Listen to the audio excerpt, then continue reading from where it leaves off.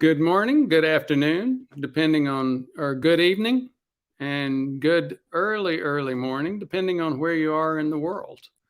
Um, Today, we're going to be talking about one of my favorite subjects. To me, it's like for the next decade or two, sleep loss, I think, is going to be like smoking was a couple of decades ago. Known major public health villain, major problem in terms of health and longevity, but also a major challenge in terms of getting people to A, recognize it, and then B, working through the difficult details on how to make it better.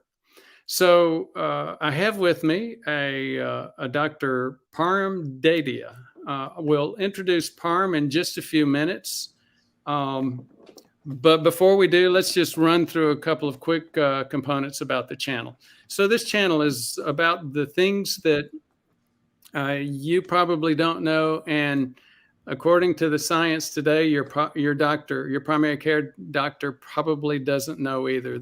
Some of the things that really drive your health, things like cardiovascular inflammation, and the underlying driver for most of us, prediabetes, diabetes, insulin resistance, inability to metabolize carbs in a healthy way. As I introduced Dr. Dadia, one of his background points is he was at Hopkins for a decade or so after I was there. Some of his colleagues there, my colleagues, have demonstrated that your typical primary care doc, family practitioner, internal medicine doc, and especially cardiologist, really don't know how to diagnose prediabetes, insulin resistance, let alone how to manage it. So unfortunately, it's something where you have to learn some of this yourself. And so that's one of the major components of this channel, helping people learn and understand what they may not be able to get from their doc, things that really help drive your health and your longevity. Sleep is a major underlying component of that. And again, that's why we'll be talking about it with Dr. Dadia today. Last item, I've been self-critical of my own book in terms of having too many facts and, being about as readable as an encyclopedia. I keep getting a lot of feedback. Doc, you're not giving your book enough credit. I would agree. Go ahead and start with the first chapter or two. Those help you get engaged. But again, the details of Framingham, Framingham cardiovascular risk screening, the stress test, the going to the cath lab, all of the things that are just major components, major tools, major go-to units for your typical doctor. It's what we think of on how to manage our heart attack and stroke risk. There are major problems with them. They're focused on what we call the plumbing focus. They're flow studies. They're ways of measuring how much flow we have now. All of these things have been shown and continue to be shown not really that helpful in terms of predicting heart attack and stroke. There are other things, other tools, better ways of doing it. And that's what this book is all about. Why a stress test can't predict your heart attack and which items can. So let's get started with Dr. Dadia. Parm is, hold on just a second. I'm going to escape out and give the screen over to Dr. Dadia. But before we do, let's just talk a little bit about your background, Parm. I was introduced to Parm by a fellow that some of the channel viewers have seen, Dr. David Wright. Dr. Wright is in Memphis.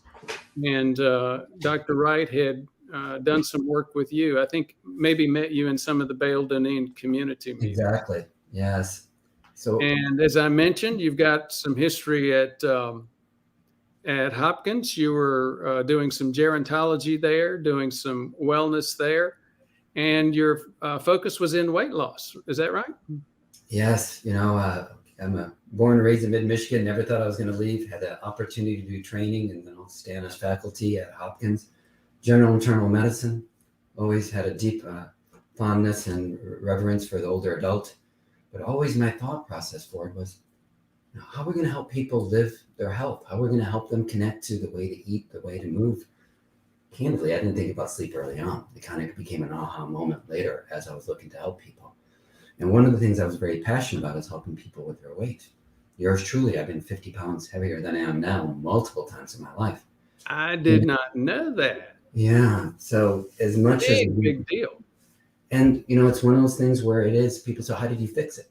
I said, I'm learning. It's one of those things where Michelangelo, I'm still learning. Every one of us. And among those learnings was, if I didn't talk about sleep, no. Or when we were younger, we didn't have to think that much about sleep.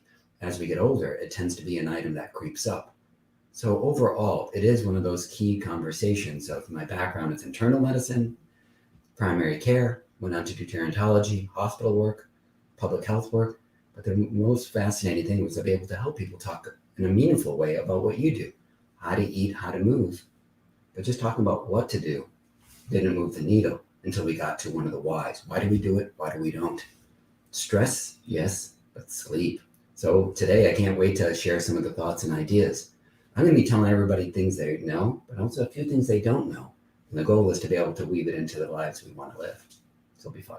So do you mind if I ask you a couple more questions about your own personal journey with weight? Yes, please. So you and I have talked. You tend to go a little bit more vegetarian, vegan than a lot of the channel viewers. A lot of folks think that you can't cut your carbs at all if you're in a vegetarian or vegan diet. I've done the research. I've done the demonstrations. You can actually go 100% vegan and 100% keto. But you didn't do that. I think you did more. Tell us a little bit more about what you did. Yeah. So with my family heritage, vegetarian was the pathway. So that was kind of the first, second, and third. I wish to say it was some aha moment of health. That wasn't the case.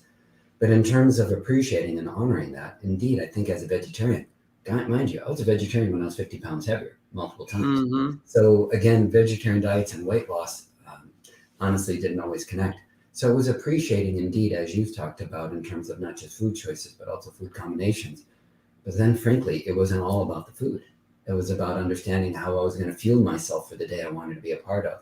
The movement, call it exercise, sleep, and the stress. So, and also understanding that what I was eating was also triggered by my exhaustion. It was triggered by my stress. So all these things kind of came together, and I didn't realize what I was doing. You can appreciate this during our time back in Baltimore, not shared time, but our parallel time. Some of my months when I was on call all the time, guess what happened to my weight? Thank gosh we were wearing scrubs because you didn't have to have a belt. You didn't know if your belt line was getting any bigger or smaller. So in terms of looking at the food concept, it is something in which we all have to learn our bodies. And then for me, indeed, the refined carbohydrates as a vegetarian was one of the first things that I didn't want to look at. But once I did, that was a big first shift. And then really understanding what foods can be, again, higher or lower glycemic. I'm still learning about those. So tell me a little bit more detail about what you learned and what you did in terms of glycemic value. Yeah. So first and foremost, the refined carbs. I mean, it's so easy out there to, the breads, the rice, the pastas, being of Asian descent, the household did a lot of rice, and that was just a key. They do a flatbread rolled out, whole wheat, and, that's also something there. So for me, it was an opportunity to move toward things that were, a traditional Indian dish that would have a stir-fried vegetable with all amazing spices that we're now learning their anti-inflammatory healing process. I didn't know that it had all that. I just knew that when I was young, I wanted pizza, fries, and, cheesy bread. And things of such. So that's probably the first big thing there. And then also in terms of having food that was sustainable, meaning sustainable in terms of sustaining my energy, I should say. So in terms of eating breakfasts that were not going to be very satisfying, having things now that, I learned it during my time with my favorite nutritionist back in Baltimore, is doing food combinations, focusing on protein. I think as a vegetarian, you have to spend much more time focusing on protein than if you're not a vegetarian, especially living in, the world that I live in. So early on, dairy was something very easy for me. I didn't want to believe it, but, nasal congestion and allergies became quite rambunctious in my life. And someone says, I think you need to take a look at your dairy. And I'm like, oh, come on, I'm vegetarian. What one more thing are you going to take off my list? Lo and behold, that made a huge difference for me in terms of being able to look at, something. But, it used to be one of my protein sources. So now I will take a look at some of the different type of beans out there. People often talk about lectins in beans. What I've learned is that, once you cook your beans, the lectins break down. So all these folks that are talking about how that's the harbinger to gut health, I don't see it so often there as much. So indeed, I can take a look at some of those more key combinations. Eating things close to the ground, less refined foods, even with vegetarianism, I think it was something that I had to take a look at. And once you did that, eating a higher fiber content, you do have a greater sustainability. One of the other areas, one of my favorites, and it's what I learned back east, was hydration. We all focus on food, but if I'm not well hydrated, I was quite amazed at what was going on with my hunger. And what I was perceiving as hunger was really something in which I felt much better once I hydrated well. Coffee in the morning is something I enjoy, but it wasn't anything that was sustaining me at all. So let me ask you this. So at the time when you were working in the Hopkins Weight Loss Center, you were already post 50-pound weight loss, or were you ever in a position where you were having to say, I know I'm still working on it too, and here's what we need to do? I can still swing my weight. So I often tell people I used to swing to 50 pounds, and then I started swinging, call it 32 pounds, then 20-ish pounds, and then teens.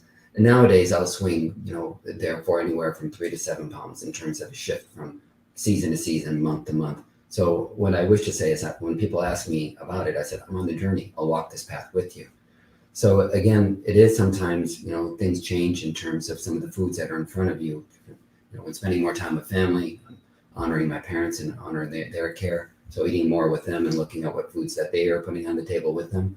So these are things in which when I was at Hopkins, in terms of looking at it, I was still looking at with them. And of course, you always kind of share your own experience, but you just loved helping people tell their story and help them understand why, again, where was the food coming in, doing some of that aha moments of just writing it down.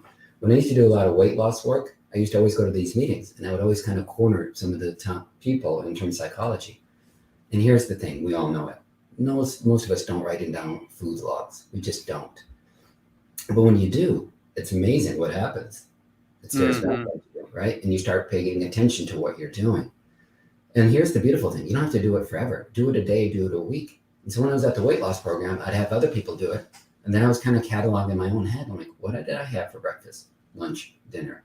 What are my snacks? That awareness. And, when people would come in to see me on a weekly basis, that was probably the only time they really did their log. And they'd always tell me for a few days, they were able to be more aware of what was helpful. So as much as, again, I can have academia background, you and I have the lineage of Hopkins, it doesn't matter what your IQ is. Until you have awareness, until you're able to pause and to look at it, then it's just information. There's not a shortage of data in this world. It's an opportunity of putting it into our lives. Yeah, there's some science behind weight loss, and there's some macronutrient stuff. There's whether or not you're already insulin resistant and resistant, and whether or not you're continuing to stimulate your insulin. But the biggest thing by far is up here, and it has to do with awareness, motivation, and discipline. And there's just no way around that. My favorite word in all this, awareness. People we meet, most humans have so much experience and a wonderful IQ. Why don't we tap into it? But until we help people be present, be aware, be in the moment, you can't necessarily be effective.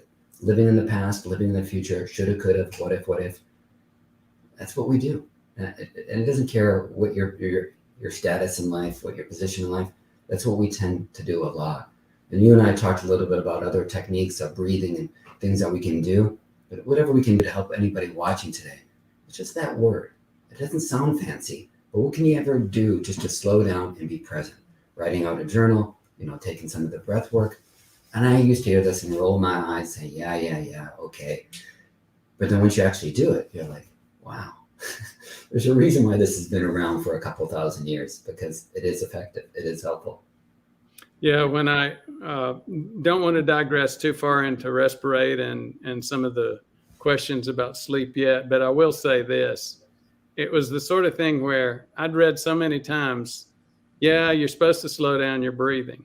I had no idea that we were talking about going from an average 20 breaths per minute to 10 or less, really slowing down your breathing. And once you do that, you do start having an impact on your parasympathetic tone, some things that have an impact. So it's just, I know they said this, but I didn't know it meant that. We've got to get in, speaking of sleep, we've got to get into that. But one other comment before we do, and maybe you need to come back and maybe there's some deeper stories we need to get into. One of the criticisms I've had of Canyon Ranch and a lot of the other systems was that they tended to bring people on board, do more of a spa therapy, a spa weekend or a spa week kind of thing. Bring in a family practitioner who may or may not know that much about prevention, do a stress test, and just hope for the best. Any comments about that as a graduate of Canyon Ranch? Yeah, I mean, so academic, I landed in Canyon Ranch, a wellness resort built in 1979, focused on weight loss initially, and it blossomed into many other topics. Indeed, the luxury in terms of the spa, it's lovely. I don't think anybody would deny that. But the greatest thing that they would have taught us is creating an immersion, creating an experience. As you and I love to help people, quote unquote, even teach, the greatest teacher is the one within. So when you go to the ranch and you go have an experience, you're someone, and then at that next meal, you have this wonderful food laid out for you, then you start having an experience. So once you have an experience, that teacher within really comes forward. One of the great challenges, I would say, and I like to poke at people now and even then, is I said, okay, can I tell you what tends to happen at Canyon Ranch? People come here, they eat well, they move more, they had 122 gym classes, wonderful spa time. And what would happen? They'd go home, and for the first 7 days, they were on it. And then what happened? Somewhere between day 30 and 90, what would happen? They'd go back to doing what they had done previous. Not right or wrong, it's just very human. So what I'd like people to do is, indeed, when I would have them work with me, is saying, how do we keep this conversation going? And now that I'm in a neuro practice, I actually said, I partner with a nutritionist, exercise physiologist, I work with a behavioral psychologist, internal medicine, yours truly, and also sleep, who has an appreciation of others. But in this new practice, I ask people to connect with me on a weekly basis. It doesn't have to be an hour, but a touch point. And I would say that that's the aha moment. Again, that awareness. Go create an experience. Go perhaps spend a weekend where you can carve out time for yourself and maybe structure what is going to be your food, what is going to be your movement, what is going to be your downtime. It's easier when you go away and someone lays it out for you, but it doesn't mean you can't do it for yourself. And what I'm finding now, as I'm asking people to bring it into their life, it is that opportunity when they're having more challenges, they'll get on the phone or video call with me to be able to think it through. Repetition is a hallmark of adult learning. I wanted to be a school teacher before I landed in medicine. So first thing is go create an experience. Next opportunity is to do as much as you can to create an immersion, really go deep with it for a day, a weekend. And from there, do what you can to keep the conversation with a friend, a colleague, coach, whatever it is that you have, because that to me is the magic. Whether you go out to a place like Canyon Ranch or a health spa, that's fabulous. But it's all about bringing what you know inside to the surface. And we all can do that, whether through this channel or whatever way we can do it, we will. Speaking of the channel and speaking of this whole thing about experience, I have to admit, if we were to draw the analogy between preventive medicine and car maintenance, I would be the guy that runs a tiny little cheap roadside car repair place, and I'd come out in my overalls, and I just, it's like what I did with when I was at Toyota. The folks drove me crazy because we spent so much time on a beautiful building, and I thought, it's not about beautiful buildings, it's about behavior change. But I was naive enough, and it was just part of my own background and upbringing, to be unaware of the importance of experience on behavior change. When I started my channel, it was all about what we call the shaky paper, and holding pieces of paper up in front of a webcam. And you've been very kind and generous talking about the production quality of our team. And a lot of folks go back and say, I miss the old shaky paper days. I do too, but you're right. You've got to have some experience, or the majority of the folks just are not going to get engaged. Yeah. It's about creating that connection, right? And once we can do that, I mean, it happens. It really is special. I'm sure the people that have tuned in week after week, routinely looking at the conversations you share with them, it's about that. I mean, back in the day, that's what we did in health. We used to have relationships, but then we actually help people not having relationships external, but it's also being able to understand thyself. I know it sounds philosophical, but take all the fancy words out of it. Awareness. Just be able to be aware of what's helpful and what's no longer helpful. So, speaking of experience and awareness, let's get started with Sleep 101. Boom. Let's do it. So I'll take the helm here and let's start it, my friends. Sleep. Now, everyone watching out there. Again, I'm going to tell you many things that you already know and some things you don't. And the most important thing I want you to do is be curious. What part of this resonates with you? So what we're going to do is jump right into it. Anytime you're a former academic, you want to talk if you have any disclosures. I have none. And the concept is we're going to look at where the evidence leads us in terms of the basis, and not just say what are the shiny pieces that we want to prove true. So traditional wisdom, is sleep brand new? No, it's not. What does it go back to? Grandma's medicine. What did grandma tell us to do? Grandma said, go eat your vegetables, right? Eat well. Go out and play, exercise. And what else did she say? Get your sleep. This has been around for a long time. And Ford, as you and I spoke, that this really became prime time with the sleep heart health study. What a privilege and honor to be talking about heart health with you. When sleep was out there for the last 50, 60 years, it was a discussion, but it went prime time when it started getting connected to heart health, meaning poor sleep in terms of poor heart health, and also sleep to health for the health and healing of the heart. Traditionally, it's been touted as important. Now it's prime time with the science. Grandma's medicine, let's build on that. Now, if you take a look at it, and when I was back at Hopkins, I had an amazing set of mentors. One of them always said, Dadia, go look it up in the dictionary. What's the origin of this word? Where is the way people started defining it? In the early definition of sleep was just based on a quiet, non-movement, basically nothingness in your life. I mean, I'm paraphrasing what the dictionary said. And said, no wonder we blew it off. It looked like a complete waste of time. It was based on external observations. It was known in sleep as only passive. My friends, it's not. So let's jump into it. What is sleep able to do for us? Sleep does many things. Now, I'm going to take you through what I like to call the top 10. I don't stay up as late anymore. Letterman's no longer on, but I used to love watching David Letterman's top 10 list. So let me do my rendition of it. First and foremost, you've got to cool down the body. It's restoring. We've learned with neurological health, brain injury, if you don't cool down, you're missing one of the greatest things to heal. We do know, by the way, one of the coolest times in our lives is sleep. And by the way, within sleep, when is the coolest? Dreams. So when we're in a sleep lab and we see somebody grabbing covers and trying to snuggle up a little more, we know they're about to go into dream time. So next time you see your bed partner or a loved one doing this, smile and perhaps giggle, saying, they're about to go into dreams.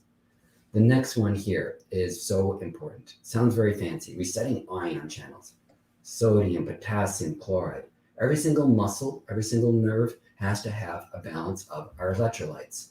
So therefore, please know that there has to be a rebalancing, and every single night your body through sleep is doing this. Really great, really important. Repair. You had a good workout? Are you feeling a few muscles you haven't felt in a while? Do you want to get the full benefit? Get your sleep. Right now, one of the biggest things in sports medicine for performance medicine is sleep. If you want to go from that proverbial good to great, it's been said that LeBron James gets close to 12 hours of sleep during, the season of basketball. So I want you to appreciate, we don't need to necessarily think of that as the holy number, but allow yourself sleep to honor not only your workout, but the repair night in and night out. Sleep's an anti-inflammatory. This is $1 billion industry. And I just want you and I to know that, again, Ford, as you and others talk about inflammation and heart health, one of the great things we know is when you sleep versus don't sleep and measure those markers the next morning, profound differences, not even subtle. If you spend any time with me, I want to go beyond physical health. I want to honor mental, emotional, even spiritual, human need for connection. And we do know, really important, if we don't honor our mental and emotional health, if we don't allow ourselves to clear here, we cannot be clear with others. And that ability to honor ourselves and the world we want to be around. Sleep is one of the great things to help us soothe. You ever had a grumpy set of experiences? You get a good night's sleep, and then you're like in the morning, this ain't so bad, I can deal with it. It's very common, right? Irish proverb, a good night of sleep and laughter will cure just about everything. What I said, and I'm so excited to be talking here, is heart health. If we honor sleep as heart health, that's what allowed us in the last 20 plus years to talk about it. And anything that's good for the heart is good for the brain. This is no longer subtle. 7-8 years ago, they talked about the ability to clear up tangles, these things called tau proteins, amyloid. Please note, sleep is not this time off that the dictionary said. Who wouldn't want to honor their memory? The ability to bring in facts and connect facts, that allows us to go 2.0 in our lives. And that is so joyful to talk about. And that joy. If we're not here to talk about joy, why are we here? Are we bored and just want more information, more things to do? When we honor our sleep, not only physical, but the mental and emotional parts of our health and healing are there. And probably the biggest reason why people want to talk to me about sleep, they want to honor this opportunity of restoring their energy. What's the promise of sleep? To wake up, have that morning, that afternoon, and that evening. And let's honor that. Top 10, but let's now go from theory to let's really talk about what to do. Now, later on, I'm going to talk about the third pillar, but I'm going to first start about this. We've got to get enough sleep time. Quantity of sleep, the most common thing we tell people throughout every textbook, throughout every consultation, every conference is make sure people are getting enough sleep and give them permission to get more sleep. Now, I know some people would like to sleep in longer and they're having difficulties. We'll get to that. But first and foremost, enough time. There has to be this. Second one, which is much more difficult, is quality of sleep. Some people may be aware they're having disordered sleep, and many people are unaware. Since we're talking about cardiology here, when I see somebody with atrial fibrillation, when I see somebody with high blood pressure that just doesn't quite fit, when I see someone with a lot of cardiovascular risks, and also perhaps insulin resistance, high blood sugar that doesn't quite fit what they're telling me, it is unbelievable when I start then to screen for sleep, what you start seeing. I look like a genius, and it's not about genius. It's just about following the data and connecting the dots with people. So again, quantity, quality, some people might be aware. Other times we're going to have to look for these clues in terms of their physical health, their medical health, their heart health, with the quantity and the quality. You don't just do one. We got to get both. Now, Ford, you talk about myths. Let me do my version of a few myths here, if I may. So how many people say, I wish we could sleep like a baby? Who are babies the best sleepers? Well, they get 12-ish hours of what? Eat, sleep, poop, eat, sleep, poop. Not a bad lifestyle, but you won't get through, one of these sessions or one of your favorite outings very well if that's your life. And who are the best sleepers of all time? Teenagers. Right? The rock stars of sleep. They get to sleep, they stay asleep. Have any of you tried to wake up a teenager before they're ready? Fussy, it's not even worth it. So all of us once had that teenage career. We once were able to sleep better, had our best sleep, and it tends to shift. But wait, the way we live our lives can help us be able to get that quantity and quality. Okay, let's hit this big myth. We need less sleep as we get older, and I'm crossing it out at the beginning. It's true that we tend to get less sleep as we get older, but it doesn't mean we need less sleep as we get older. So that's an important distinction. And many of us have learned to deal with it. That teenager's fussed out, but you and I are like, okay, no sense complaining. Let's just push through. Adults, we need 7 to 9 hours. So let's appreciate this as a range. Yes, there's a few percent of people need less, a few percent of people that need more, but 7 to 9, just for an audience that we're talking to, 7 to 9 is where we go. But here's something I want us to think about. What happens from our teenage career to now? We become less deep, and we'll define deep sleep. Arousable sounds sexual. I'm not talking about that. I'm just talking about ability to wake up. And what we do know is these tends to occur more as we get older. So what we need to do is understand that it's happening. And now we're going to get into the next handful of minutes, what we can do to understand why it's happening and then what we can do about it. But a little bit of history here. One of the big things that I want us to really look at and to be curious about here is, the light bulb. Ever since we've had the light bulb, we've been sleeping less. Over the last 108 years, right, these light bulbs have changed the world that you and I know. But what that meant is our great-grandparents 100 years ago, they slept an hour and a half to 2 hours longer than you and I.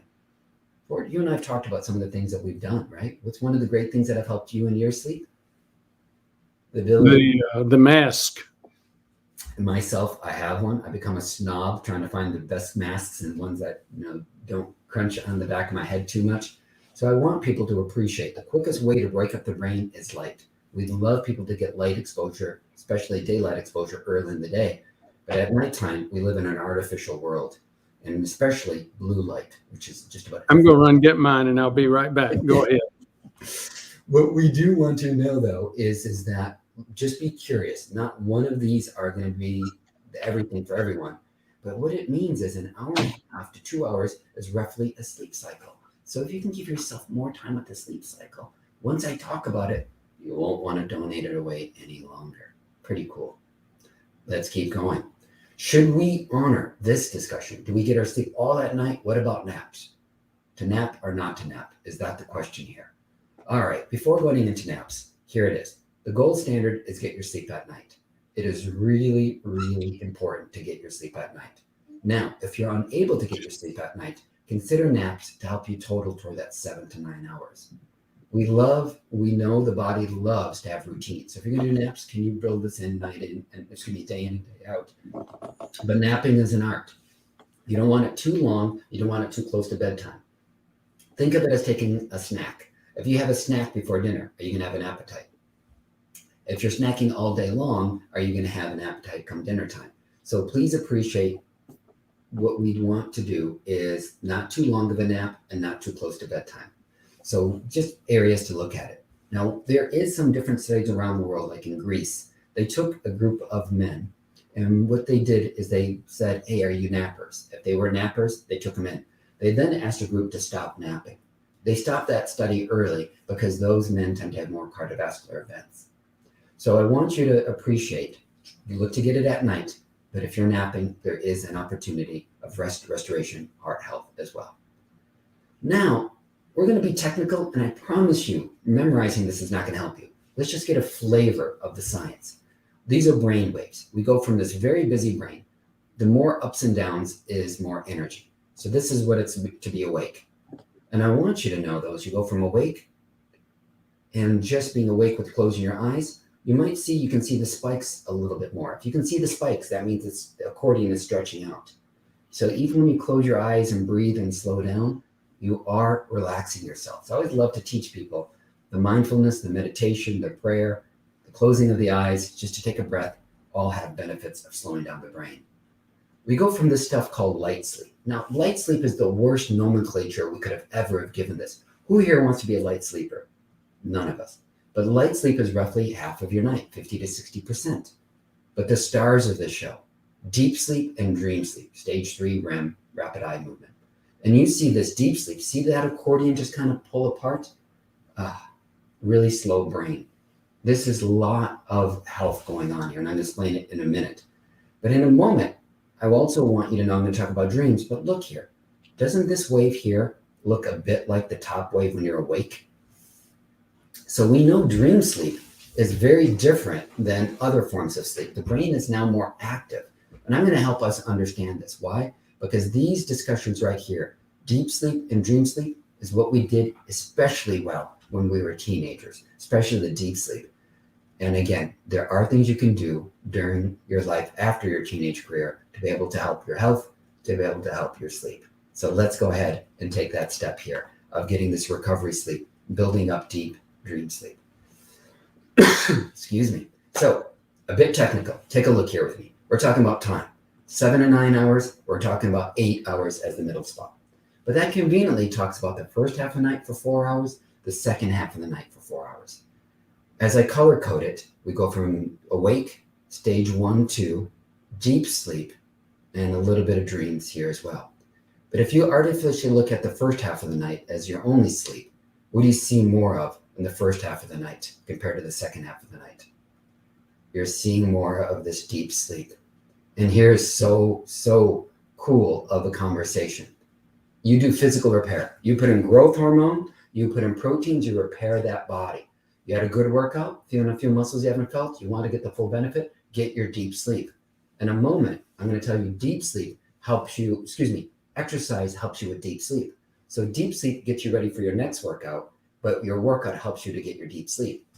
It's this beautiful way the body loves to weave it in. Now, second half of the night. What do you see more of here in the second half of the night compared to the first half? More dreams. So what we want to know is what goes on during dreams. A funny part of your brain called the limbic system, what houses your emotions. It helps clear. Your limbic system opens up. The guy who cut you off, someone who said something rude to you, that old negative thought that just won't go away. What goes on? You clear that out. So what I want you to know is think of that. If you can clear out the negative, isn't it something very helpful to be able to wake up and feel refreshed, not just physically, but mentally and emotionally? But pause here with me. How many of us have heard this from ourselves with others? Hey, doc, I get to sleep, but I wake up in the middle of the night and I can't shut it off. Like I can't turn it off.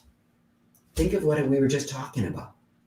We pay off our physical exhaustion. Now our brains are trying to clear the negative, trying to make a sort out. Where I want you to hear, and I'm foreshadowing some of the end of this talk, if we don't help ourselves during the daytime, we're not going to allow ourselves to have our best nighttime. We're going to talk about... Can I interrupt just a second? Yeah. So the first half is deep sleep. That's exercise. That's adenosine, which you may talk about a little bit later.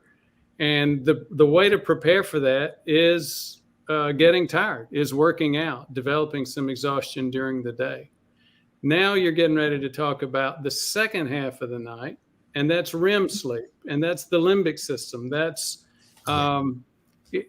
what keeps us from feeling grumpy and frustrated and fatalistic after we wake up. Now, in order to help with REM sleep, what do we need to do? Yes. First and foremost, appreciate, number one, that this is very human. How many of us get flustered, get overwhelmed? We think we're the only person in the world that's going through that, right? So first and foremost, I'm not pretending, and I do this for a living. And when I wake up in my helicopter, my little popcorn brain's going all over the place, it takes me a while to remember that this is very human. But wait, when people then start doing their relaxation technique in the middle of the night, it's hard. I find it very helpful, unless you have trained yourself to do something like breath work during the daytime. We know that there's the stress curve. Low stress, high stress. We're at high stress, we're at hot, ready to put our fist through something, foaming at the mouth. When I breathe, is that going to do much? It's almost comedy. It's not even funny. It doesn't help. So what we do know is neuroplasticity of the brain. Whatever you repeat, you become. Second part of the brain rules is really important. It's called negative bias. Ford, if I told you 50 nice things, but a rude statement, what would you remember? The rude statement. Okay, this time I'm going to try 500 nice things and sneak and run rude statement. What are you going to tend to remember now? The rude statement. So I'm not very good at this, Ford, is what you're telling me.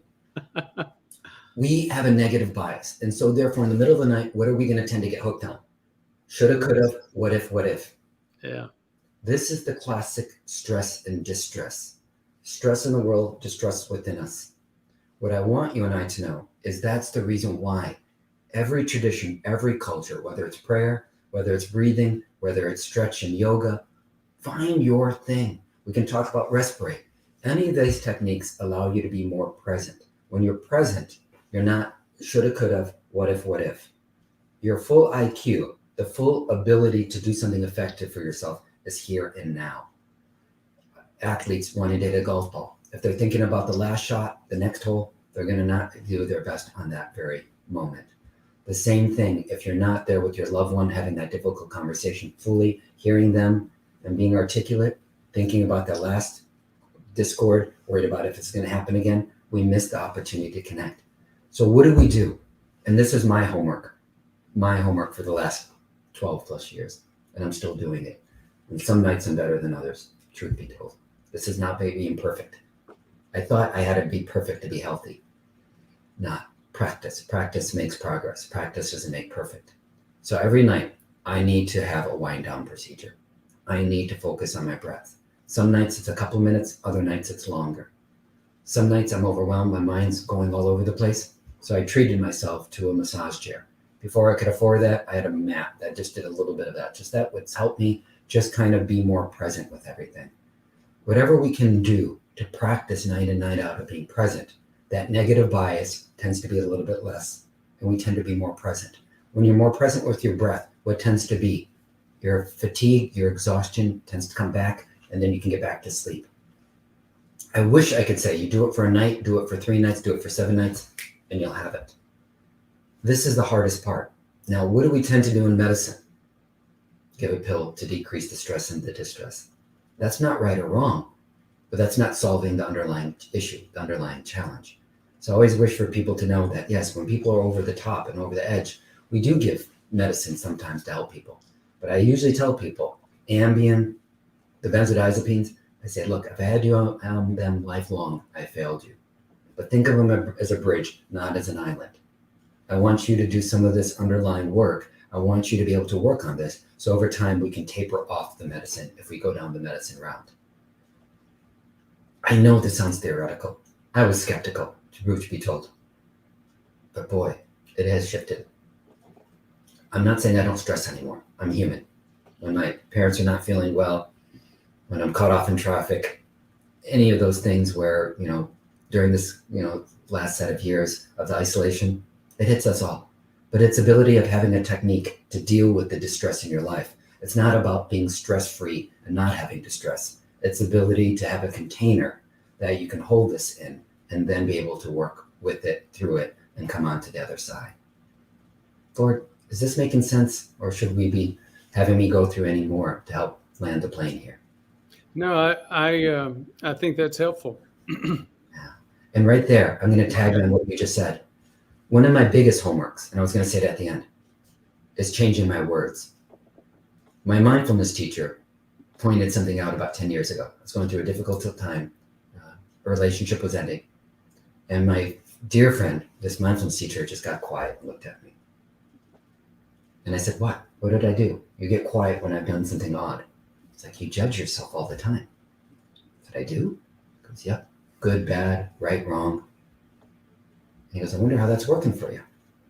So I came back to him. I said, look, I love being positive. He goes, I didn't talk about being positive. He goes, I've talked about you about being present.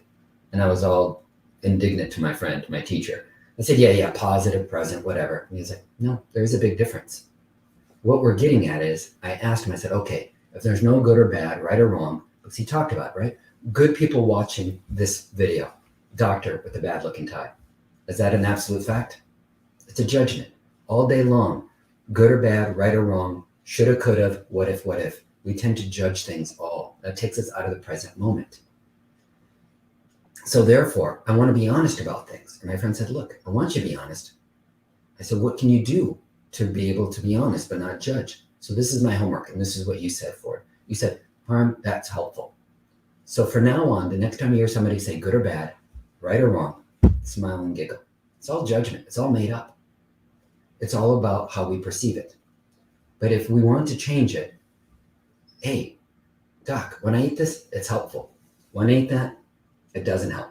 Versus when I used to ask people at the weight loss program at Hopkins, tell me how you ate. What did they tell me? Do you want to hear when I'm good or when I'm bad? It's like, Tell me everything. But if I'm good today, that means, I might be bad later. Oh, I was bad. Maybe I can become good later. I'm on a teeter-totter. So one of the things I always wish for people to do is change their words. And also, I have people that come and sit with me, write down what's helpful, and then review it month in and month out. I know it sounds perhaps hokey, but trust me, as I've been doing this for 12 plus years back at Candy Ranch, as I sit with people one-on-one, if we can help people get through the judgment, mindfulness is a direct experience with the present moment without judgment. Because when you can be present, you can bring the full faculties of your IQ to the moment, and you won't be in the past, you won't be in the future, you'll be present, and you can bring down the stress and distress. I hope that helps. It's been my shift in my life, and those executives, patriarchs, friends and families, everybody that I can care for. This is probably the most important thing I want people to work on. Hope that helps. Hope that's helpful. It does help. And let me interject. I know we've got a lot more content when you look at the deck. You get a lot deeper in terms of what sort of things cause arousal, how to deal with that arousal, how some of the nuts and bolts. You get into things like the circadian rhythm. Yes. What I would suggest that we do at this point is schedule you for coming back and covering some of these deeper details in terms of sleep. What I had wanted to accomplish today was getting a good sleep 101, the basics of sleep. Some of the, the deep sleep is in the first half, some of the stuff that we just covered, the REM sleep is in the second half. What I'd like to do, if it's okay with you, Parm, is go into a question and answer phase and see what our folks are telling us. Beautiful. So if you'll let us do that, then Gilbert, if you'll go ahead and give us the water ball, and we'll transition into Q&A.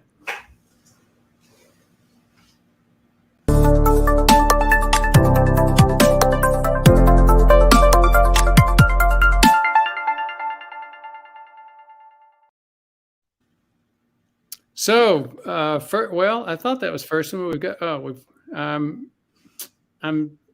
I'm challenged in terms of handling technology. I had a viewer once say, "Doc, you shouldn't tell us that, and you shouldn't say technology is a nightmare. You're in telemedicine." Well, I'm in telemedicine, and yeah, it's still a nightmare. Bart Robinson, very good morning to you. Good morning to you, Bart. SNC Nutrition, good morning. S55B, good morning. ET himself, hitting the thumbs up button. And I appreciate you doing that, ET. That tells the algorithm that at least there's some adult humans out there that like it. And given what I'm hearing about the algorithm at Facebook and Instagram, it's like, oh my Lord. I'm glad I stuck with YouTube from the beginning. There's some challenges. It's going to take us some time to work through. And to that point, we don't tend to do a lot of clickbait. Clickbait it's as you were just mentioning, stressful. It tends to really drive clickbait, and we don't do that. Tom Adams, not sure what you're talking about. Bill H., good morning, Doc. Look forward to meeting with you tomorrow. Look forward to it as well, Bill. Sophia Toronto, good morning. Our team, I think that was Gilbert, gave you a link to find more of our content. Bachula Musleo, thank you for the advice, Dr. Brewer. I've been using the vitamin D3 and K2, MK7 you prescribed. They've been helping a lot. Greetings from Kosovo. So we've had folks, at this point, Parm, we're less than 50% in the U.S. Over 50% of our viewers now are in the rest of the world. But I don't think I've ever heard of somebody mentioning they were from Kosovo. Thank you so much, Bachula, for making us aware. Now, Fort Worth West Side has a very interesting story. I'd be interested to hear, we were talking about insulin resistance and diabetes. And one of the standards, as you know, Parm, is, well, just look at the A1C. That's going to tell us. Well, if you actually go to the American Association of Clinical Endocrinologists, the AACE, they'll say, no, it isn't, because there are several things. Genetics can impact it. Beta thalassemia, things that, anything that impacts your hemoglobin can and will impact your A1C. Kidney disease, liver disease, just, again, a lot of stuff. So, and I've seen a lot of changes too. I cannot tell you the number of people that have come to me. There was a fellow named John Lorscheider that actually did a ton of work with the channel for a couple of years. John was a very smart guy. He ran a health forum for many years. And he came to me and he said, Doc, I will tell you, I know you're really focused on prediabetes and insulin resistance. I'll tell you, I don't have it. My doc checks it twice a year, and I check up after him. So it's something else that's going on here. And I said, okay. And I said, but do you mind humoring me in getting an OGTT, oral glucose tolerance test, like we still do in general medicine in OBGYN when women are pregnant. They still do OGTTs, but hardly anywhere else. And he said, okay, yeah, I will.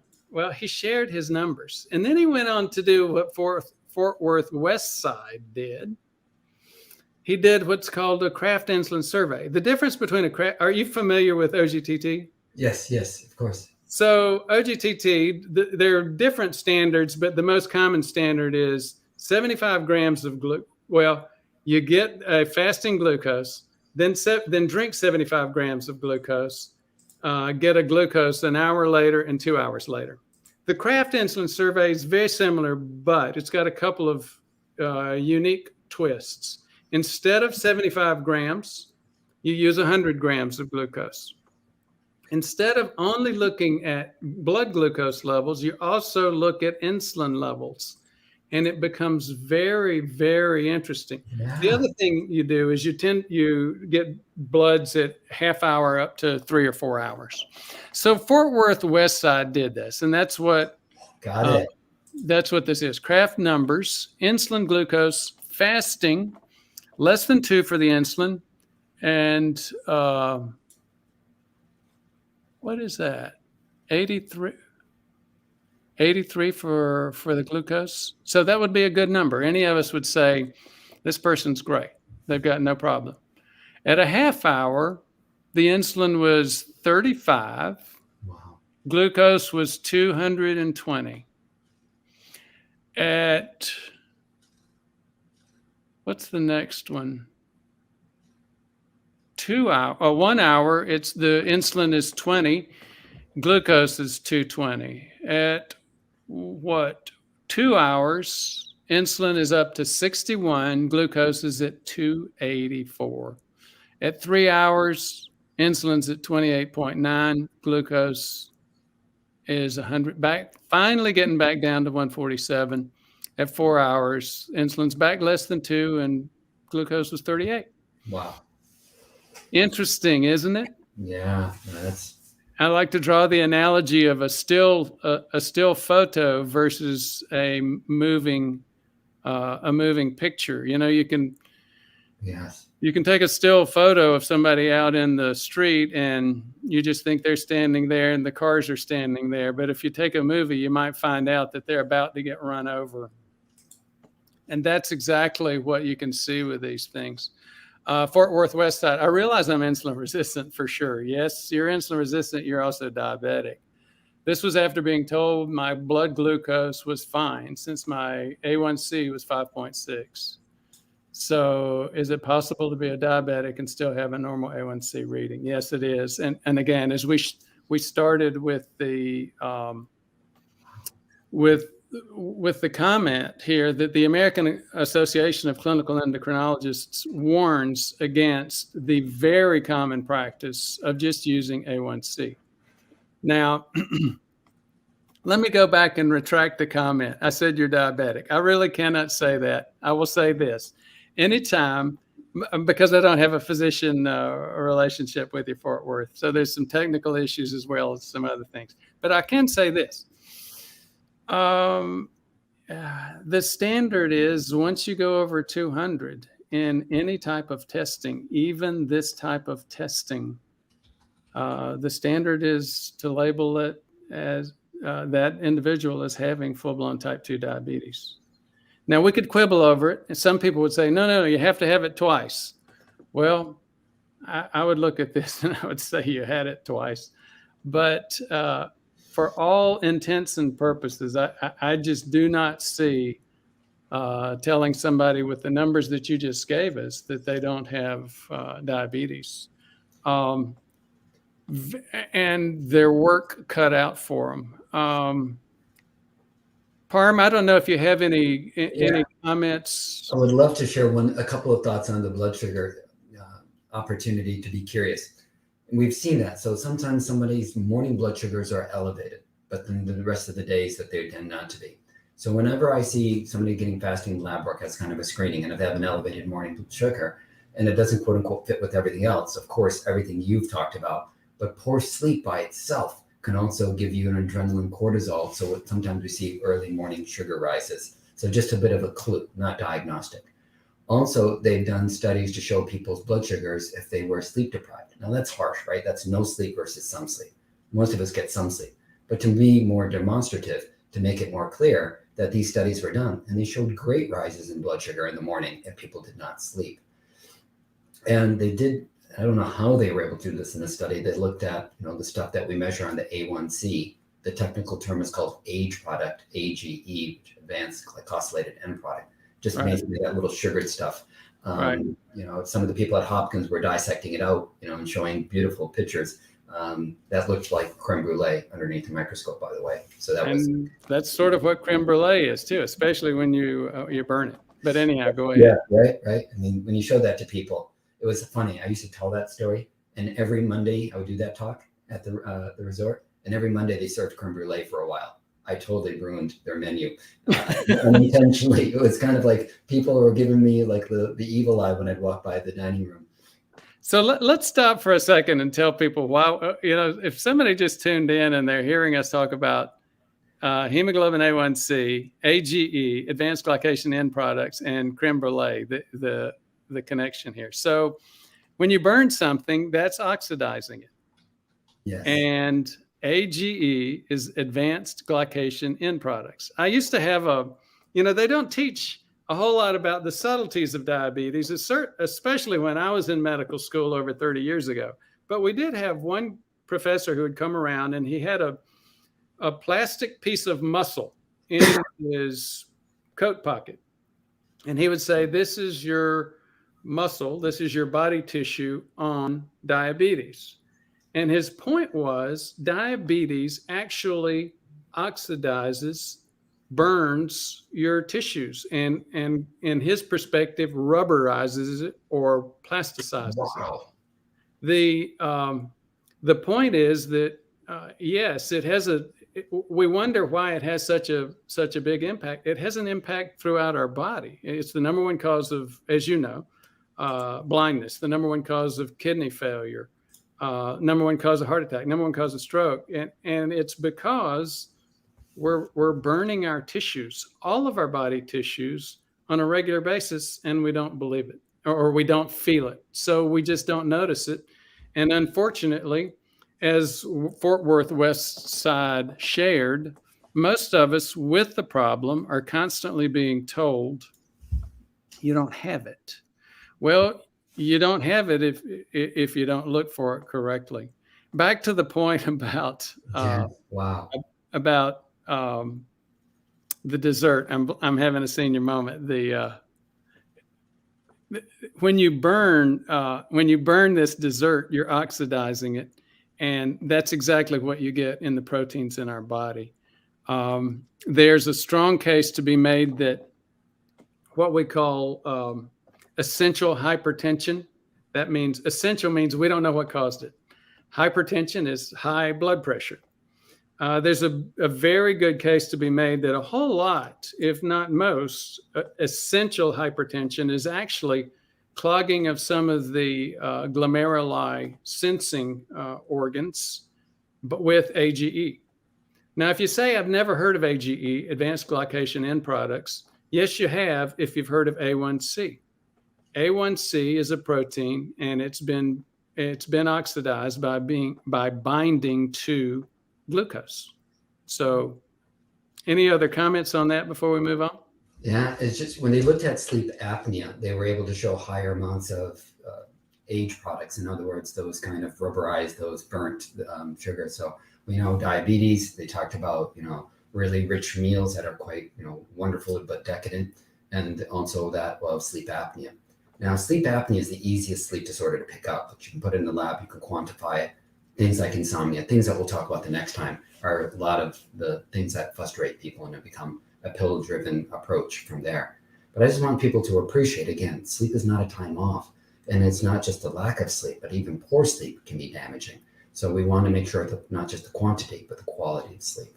I know that might seem like a lot, but it gets easier once you kind of get the first few pieces onto the table. And as you know, you've discussed, one of the major risk factor associations with sleep is diabetes. Yes. Loss of sleep leading to insulin resistance. So you and I have talked a couple of times about the book that I'm such a big fan of. It's called Why We Sleep by Matthew Walker. And he quotes a couple of studies which show just on an immediate day-by-day basis, people who have poor sleep today are much more likely to have increased insulin resistance for the next 48 hours. And why would that happen? Exactly what Parm was just talking about, cortisol. So Fort Worth West Side, until I was about 60, it almost took an explosion to wake me. Now the slightest noise wakes me up. If I'm able to get back to sleep within, say, 30 minutes, is this still a major disruption to my health? So I want to clarify something. Thank you so much for all the comments and the questions. It's natural every 90-ish to 120 minutes to have a brief awakening or an arousal. It's natural. We tend to think of children. They're all kind of curled up. What do they do every 90 minutes? Open their eyes, smack their lips, put their head back on the pillow. They don't say, Mom, Dad, I woke up 5 times last night. I'm not getting my deep sleep and body repair. I'm not getting my emotional clearing. Call Uncle Parm. Get this figured out, please. Right? They're just putting their head back on the pillow and able to get some of their sleep. So what I would want everyone to know is, first and foremost, when you do get that eyes waking up, and if you come and hear a sleep talk, you might freak out. No freaking out allowed. Smile, you're human. Now, we often say 15, 20 minutes. If you have a hard time getting this back to sleep, get out of bed. Here we're looking at 30 minutes. Tomato, tomato, right? We use these artificial lines. We just want to associate bed. Sounds a little bit, cheeky to say it. We want to associate bed with sex and sleep and nothing else. So if somebody is sitting there ruminating, getting upset, now the bed becomes a place where you ruminate and get upset. So when people are, not able to sleep well, then we want them to be able to get out of bed. But wait, many people go check the computer. Many people will turn on the TV. I wish for people to learn how to relax, do something soothing rather than quote unquote just tune out. So short answer is 30-ish minutes and getting back to sleep. That's fine. That's healthy. By the way, let me sprinkle in one more. How many times is it normal to wake up at night? 0 to 1, normal. 2, normal-ish. 3 or more, we should talk. We should take a look at it. That's just a rough way that I kind of structure the conversations, what I picked up through all the trainings and the sleep meetings and articles I read. So going back to Fort Worth, is there a conversation in regards to, have some of these awakenings being normal? Yes.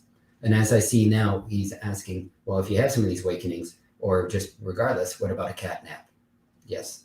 First and foremost, get your sleep at night. The gold standard, we do know the physiology. We tend to be what we call daytime people and therefore sleeping at night.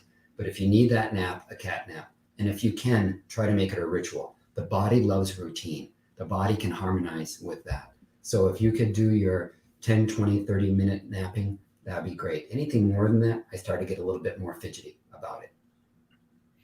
How about testosterone? Freedom Fox 1 says the second 4 hours are essential for testosterone and other hormones and neurotransmitters. Yeah, so you're talking about that REM sleep, and absolutely love that. So yes, early on I had read about testosterone happening in the first half of the night. Later on, the data was more clear. It was on the second half of the night.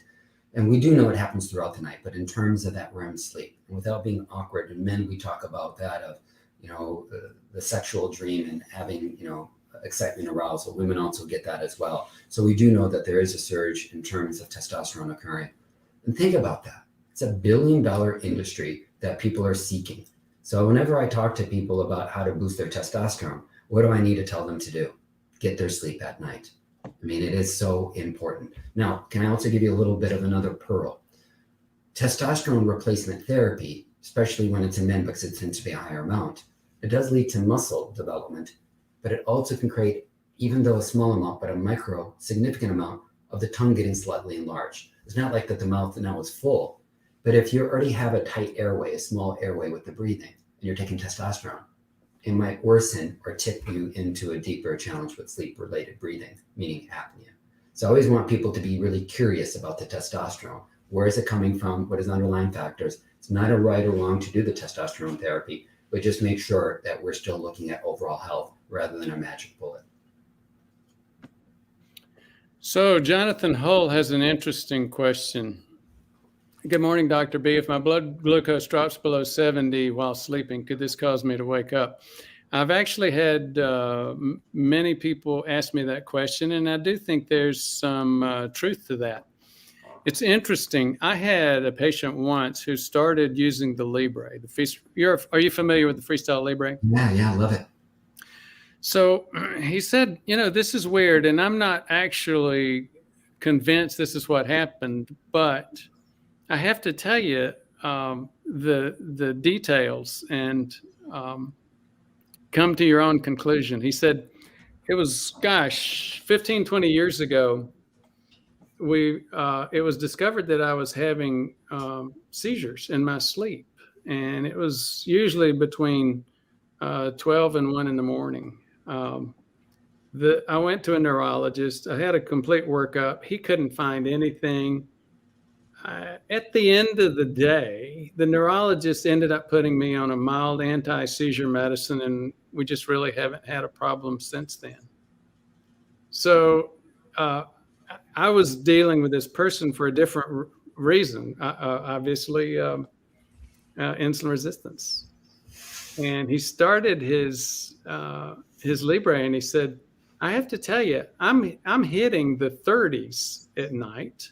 It's not unusual at all for people to hit low levels. It's sort of like blood pressure, where I think you want folks, the prevailing opinion and thought is that we want people to get their lowest blood pressure early hours of the morning, 2, 3, 4 o'clock. I think the same thing happens with glucose.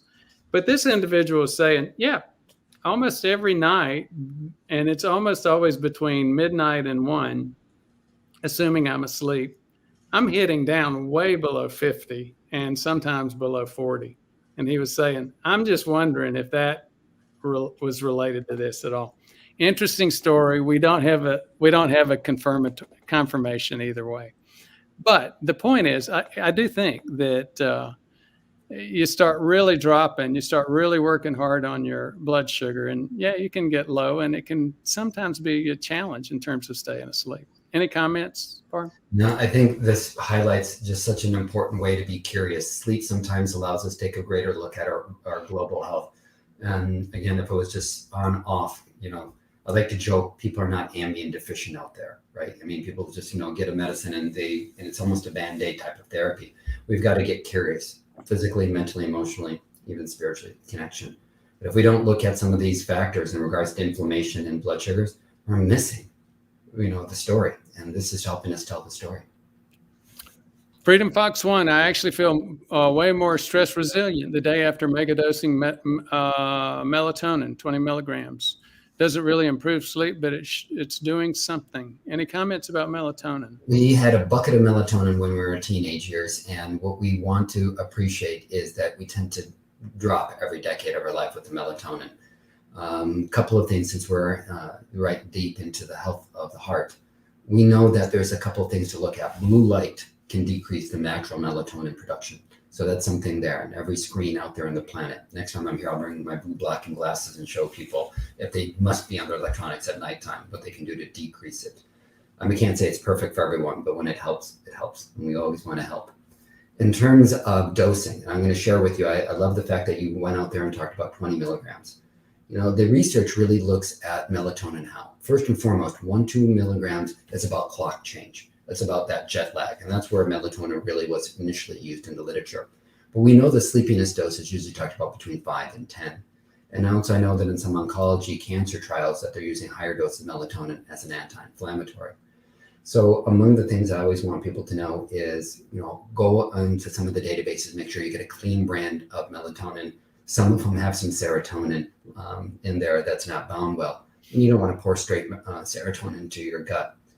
The biggest side effects of melatonin that I find is vivid dreams, almost psychedelic, where people wake up and they are just beyond themselves. I used to give talks every single week to an audience of 40, 50 people. And almost every audience, one person's like, yes, I know what you're talking about. And everyone's like, wow. And he goes, no. She would say, no, like that's too much. Then I have other people that get groggy. They almost have a hangover effect. And that's usually dosing there. Now, 20 milligrams, I have a hard time commenting because I don't have enough people that I've met to know what 20 milligrams means. But, I just would be curious about, long-term, do you need 20? Or if there is an opportunity to do it with less. I just always want to make sure that we honor the wisdom of the body, take a look at dark light exposure in terms of nighttime and blue light. Beta blockers. Beta blockers tend to decrease melatonin production. So one of the classic medicines we use for heart health in terms of, protecting the heart after damage. That's the generalized ones. There's more specific beta blockers now. Ford, I don't know how much you might talk about beta blockers in terms of, heart health with individuals, but it's always one of those things I'm curious about. But I've never seen a study out there that routinely uses melatonin in people on metoprolol, on atenolol, any of the generalized out there. People in the research world say Coreg, carvedilol, the more specific beta blockers do not decrease melatonin production. It's a curiosity. So it's something I always like to bring up there. Hope that helps. As you know, I focus a lot on insulin resistance, and most beta blockers do the same thing to insulin resistance. They make it worse. And yep, there's some idea that the more specific ones don't. Now, if somebody is immediately post-stent or post-cabbage, and I'm not going to dive into the whole issue about stents and cabbages and whether they actually work, whether they actually prevent events. I will say that, I think the evidence is fairly clear. I wouldn't mess with somebody so much on beta blockers post events, but I do try to get folks off of it. It's very popular to use these even still, despite the fact that the standards have changed to say don't really use beta blockers. I still find a lot of people where run-of-the-mill beta blockers are used for blood pressure, and it's like, that's not the right thing to do. Mm-hmm. We've got a lot of other comments. We've got, we've got limited time. So let me just run through and be selective on a couple of them. Let me make a request, Parm and Kurt Bryant, that we talk a little bit more about CPAP at the next one. Yes. That's a big, big story. Yes. E.T. himself. Thank you, E.T. And again, for those of you out there, if you'll give us a few thumbs up, we would appreciate it. We'll get that information out there to other folks. Wendy, good afternoon from the UK. Birge Lof, hopefully I pronounced that right. Greetings from Sweden. Thank you so much for making us aware. Tired Looking for Name has given us a $20 super chat. Tired Looking for Name has done that more than once. And talk about making a contribution to the channel. What this does, I mean, as Parm has pointed out, Gilbert and the rest of the production team are first class. They do great work. they've taken me from these ugly, shaky paper in front of the camera to actually having something that's a little bit more watchable. And $20 in the Philippine economy makes a big difference. For the most part, I support the channel on my retirement savings and seeing patients, but every little bit helps. Thank you so much. Tired. Gail, 716. Can more sleep increase the pH of your urine? Currently having a hard time. Any comments about that? I'm gonna have to look into that. I do not. Yeah, I don't know. I've never heard of that either. RBD sleep. Any comments about that? REM behavior disorder. Yeah. So that's normally in dream phase of sleep, we're paralyzed. Otherwise, we would act out our dream. So indeed, if REM behavior does come up there, please make sure a full sleep evaluation is noted there. It's not saying it is connected, but then there's concerns about neurological health, such as Parkinson's. So it is such an important topic, one that I'm so glad that if you're aware that you have RBD, REM behavior disorder, but please make sure you keep the conversation with your medical team and treat underlying disorders, because that could slow any neurological disease that might have already started. So important. So Fort Worth West Side, I'm going to demonstrate here. This is called Alaska Bear sleep mask. And as you see, it's not your typical sleep mask, which is just like this. You get light in on around it. And it's interesting, if you go back and read that book that we keep talking about, Why We Sleep by Matthew Walker, he makes a really good case for masks. And he talks about lights in the room disrupt sleep patterns. They do. Even if you try those red lights that are not supposed to, light disrupts it. And it sounds goofy. It looks silly. I've given these out as gifts to a lot of people. And it's so interesting. There were a couple of people that I had given these to almost 10 years ago. I'd totally forgotten about it. It happened to come up in a conversation, and they both said, oh, yeah, I still use it. It made a big difference. So there's just simple things like that make such a big difference that so few of us know about. So thanks for bringing that up, Fort Worth. Can I share a funny story so people can laugh at me? I always like to poke fun at myself. I was taking a flight overseas, and I love to make sure that I have my mask on when I'm taking my time sleep. And we can talk about jet lag ever in the future. And I couldn't find my mask, and I started to panic. So I'm running around to every, bookstore shop, any kind of, looking for a mask. Couldn't find them, everywhere. The only one I could find, and boy, I was the joke of the plane. I had a Hello Kitty mask that I wore. And the person looked at me and said, do you have a child? And I said, it's just me right here. And the person looked at me and they pointed. Everybody was hooting and hollering. It was a lot of fun. So speaking of a lot of fun, I'm going to let you respond to this one. Oh, all righty. So let's talk about this one. So I love it. So why do men fall asleep after sex, and why do women want to stay awake and talk? Many theories. Please know, theories are always out there. So we talk about oxytocin being released after stress. And we do know that oxytocin does have its name known as the cuddle hormone, but it also is the sleeping hormone as well.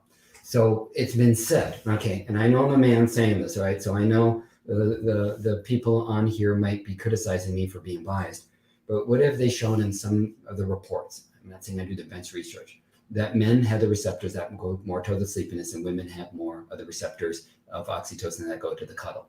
So I always tell men, you do still have the cuddle hormone, right? So I'm not trying to tell us that we're allowed to just turn over and start snoring, but there is a concept of oxytocin.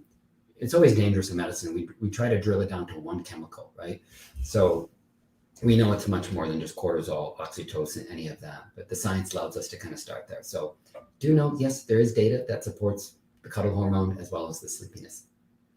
Well, I can certainly empathize and understand that question, and I won't go any further. Smart. And I think Bart Robinson is telling us we're not the only males that can empathize with that. Freedom Fox, testosterone therapy also builds the neck muscles, which can contribute to apnea, and a significant amount of that in bodybuilders. Fort Worth, thank you so much for the content, and thank you for your interest, Fort Worth, and thank you so much for sharing your story earlier. It was a very, very illuminating story for a lot of people, I think. Bart Robinson, yes, another great discussion indeed. Rob TO7, thank you, docs. The sleep deprivation struggle is real. Get a few days or more of only 5 to 6 hours and you'll feel punch drunk. Oh gosh, is that not the truth? You're not up to working out and crave the wrong foods and just go off the rails. You start eating poorly, you can't exercise, you get grumpy, you say stuff that you wish you hadn't said, and then you start losing the ability to sleep. So it becomes not a cycle, but a bad spiral, a downward spiral. ET himself, does not taking melatonin reduce one's ability to make it? Yeah, there's a lot of debate in the science right now, Parm, about whether melatonin actually long term is bad, and some of it's based on that assumption. The last time I've looked, I don't think it's conclusive either way. You may have a agreed. It's not conclusive. The hard part is there's so many over the counter. So who's going to do a standardized protocol? And the versions that are available over the counter, Rosarum is the prescription version of it out there, and it's usually used for people with dark like vision changes, and it tends to be quite expensive. So great questions, just that we don't have great data on that.